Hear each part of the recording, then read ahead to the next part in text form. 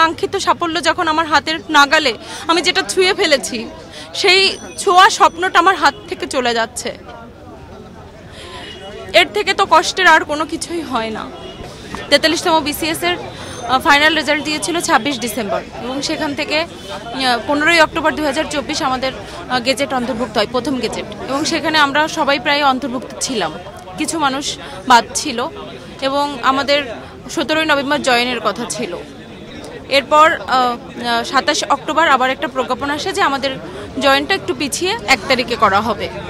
তো অনেকেই আমরা চাকরি ছেড়ে দিয়েছি, অনেকেই চাকরি থেকে ইস্তফাপত্র জমা দিয়েছে।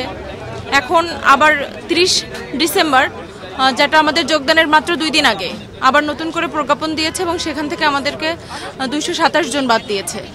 মেডিকেল করেনি 40 জন, সেটা বাদ দিলে আমরা 227 জন এই গেজেট থেকে বাতিল হয়েছি। আমি সার্ভিসে ছিলাম, আমি প্রাইমারিতে জব করতাম।